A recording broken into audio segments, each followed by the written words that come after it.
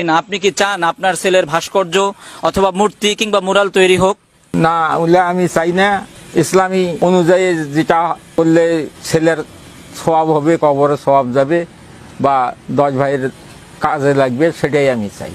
আসসালামু আলাইকুম রহমতুল্লাহ। প্রিয় দর্শক, শুরুতেই আপনারা একটু ভিডিও দেখেছেন শহীদ আবু সাঈদের বাবা আবু সাঈদের ভাস্কর্য নিয়ে, মূর্তি তৈরি করা নিয়ে তিনি কি গুরুত্বপূর্ণ বার্তা দেশবাসীকে জানিয়েছেন এবং আমাদেরকে সতর্ক করে তিনি ইসলামী শরীয়ত অনুযায়ী ওনার ছেলে আবু সাঈদকে নিয়ে ভবিষ্যৎ পরিকল্পনা কি হতে পারে এবং বাংলার মানুষ যদি এই আবু সাঈদকে নিয়ে মূর্তি তৈরি করে, ভাস্কর্য তৈরি করে, সেই বিষয়ে তিনি কি গুরুত্বপূর্ণ বার্তা আমাদেরকে দিয়েছেন, কি বলেছেন, আজকে সেই পুরো ভিডিওটা আমি আপনাদেরকে দেখানোর চেষ্টা করব। পুরো ভিডিওটা আপনারা দেখবেন এবং আজকের ভিডিওটা প্রত্যেকটা মানুষের কাছে শেয়ার করে দিবেন। প্রিয় দর্শক, চলুন আমরা শুরুতেই শহীদ আবু সাঈদের বাবার সেই বার্তাটা শুনবো, তারপর গুরুত্বপূর্ণ কিছু কথা বলবো।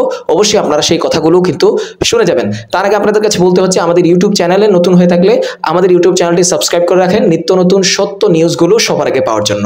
তাহলে চলুন আমরা মূল ভিডিও শুরু করে দিই। না, আপনি কি চান আপনার ছেলের ভাস্কর্য অথবা মূর্তি কিংবা মুরাল তৈরি হোক? না, ওগুলো আমি চাই না।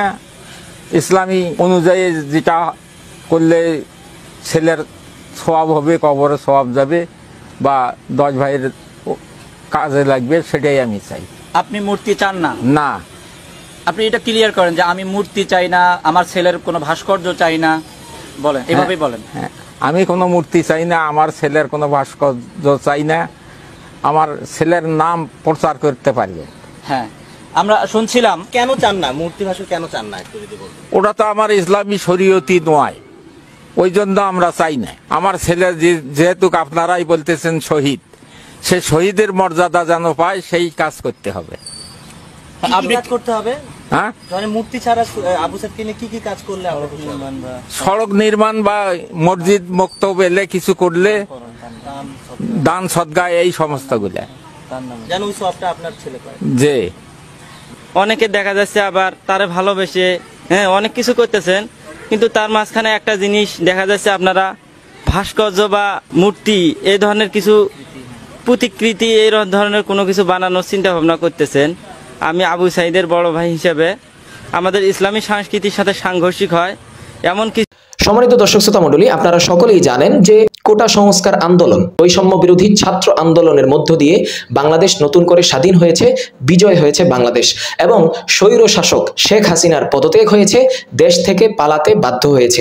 এই স্বৈর শাসকের অবস্থা কিন্তু আপনারা সকলেই জানেন। শহীদ আবু সাঈদকে গুলি করে এই স্বৈর শাসককে কিন্তু হত্যা করেছে, শহীদ করেছে এবং এই স্বৈর শাসকের পালিত কুকুর, কুলাঙ্গার পুলিশেরাই কিন্তু আমার ভাই আবু সাঈদকে গুলি করে হত্যা করেছে। এই আবু সাঈদের বাবাই কিন্তু এখন জাতির উদ্দেশ্যে কঠিন একটা কথা বলেছেন, যে জাতি আবু সাঈদকে স্মরণে রাখার জন্য এই শেখ হাসিনা, স্বৈর শাসকের শেখ হাসিনা যেমন তার বাবাকে স্মরণে রাখার জন্য ভাস্কর্য তৈরি করছে, মূর্তি তৈরি করছে, সেই আবু সাঈদের বাবা কিন্তু এমনটা কখনো করেন নাই। উনি যদি চাইতেন তাহলে এমনটা বলতে পারতেন, আমার বাবা কোটা সংস্কার আন্দোলন 2024-এ শহীদ হয়েছে, আমার বাবার ভাস্কর্য তৈরি করো, মূর্তি তৈরি করো, আমার ছেলের ভাস্কর্য তৈরি করো, মূর্তি তৈরি করো, বাংলাদেশের বিভিন্ন জায়গায় তোমরা এমনটা করো এবং আমার বাবাকে যেন প্রত্যেকটা মানুষেই, এই ছেলে যেন অমর হয়ে থাকতে পারে, এমনটা ব্যবস্থা করো। কিন্তু শহীদ আবু সাঈদের বাবা, তিনি ছিলেন বিচক্ষণ, তিনি ইসলামপ্রিয় মানুষ, ধর্মপ্রিয় মানুষ। তিনি কিন্তু জানেন যে জাতির পিতা ইব্রাহিম, হযরত ইব্রাহিম আলাইহিস সালাম কত মূর্তি ভেঙেছেন। কেন মূর্তি ভেঙেছেন? ভেঙেছেন একটা কারণেই, মূর্তি ইসলামের শরীয়তে জায়েজ নাই বানানো। কেননা মূর্তি একটা তৈরি করলে সেই জায়গায় মানুষ গিয়ে তাকে উপাসনা শুরু করে দিবে আল্লাহকে বাদ দিয়ে। তো শহীদ আবু সাঈদের বাবা, উনি কিন্তু বিচক্ষণ মানুষ, ধর্মপ্রাণ মানুষ।